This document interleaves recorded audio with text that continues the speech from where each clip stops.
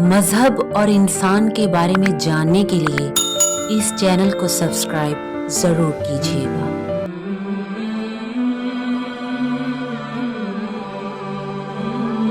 کوئی شے بھی ایسی نہیں ہے کہ جس کے خزانے اللہ کے پاس نہیں ہیں، مگر وہ اس کے مقررہ وقت پر ہی اسے نازل کرتا ہے۔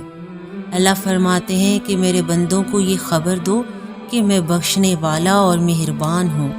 حضرت لوط علیہ السلام نے کہا، مہمانوں کے سامنے کسی کو بدنام نہیں کرنا چاہیے، لوگوں کے ساتھ خوبصورت انداز سے درگزر کرنا چاہیے۔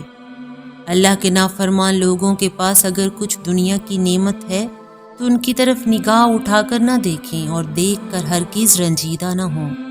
اگر لوگوں کی باتوں سے دل تنگ دل ہو رہے ہیں تو اللہ کی حمد کی تسبیح کریں اور اللہ کو سجدے کریں۔ اللہ جس بندے پر چاہتا ہے اپنے حکم سے اس کی روح کے ساتھ فرشتوں کو نازل کر دیتا ہے کہ وہ انہیں ڈرائیں اور سمجھائیں کہ اللہ کے سوا کوئی خدا نہیں ہے۔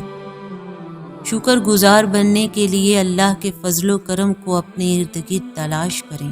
جو ظلم سہنے کے بعد راہ خدا میں ہجرت کر جائے تو اس کو بہترین مقام عطا ہوگا۔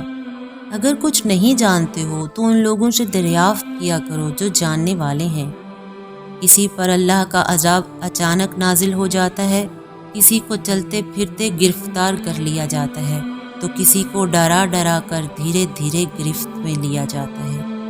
جب اللہ تکلیف دور کر دیتا ہے تو اکثر لوگ اپنے خدا کا شریک بنانے لگتے ہیں۔ بعض لوگوں کو جب لڑکی کی پیدائش کی خبر ملتی ہے تو ان کا چہرہ سیاہ ہو جاتا ہے اور وہ خون کے گھونٹ پینے لگتے ہیں۔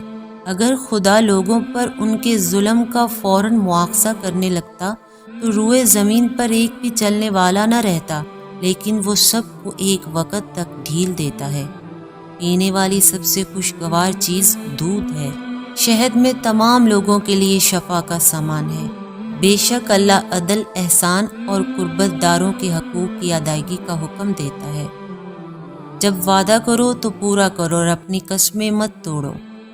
جب قرآن پڑھیں تو شیطان سے اللہ کی پناہ طلب کر لیں، اور شیطان ہرگز ان لوگوں پر غلبہ نہیں پا سکتا جن کا توکل اور اعتماد اللہ پر ہے۔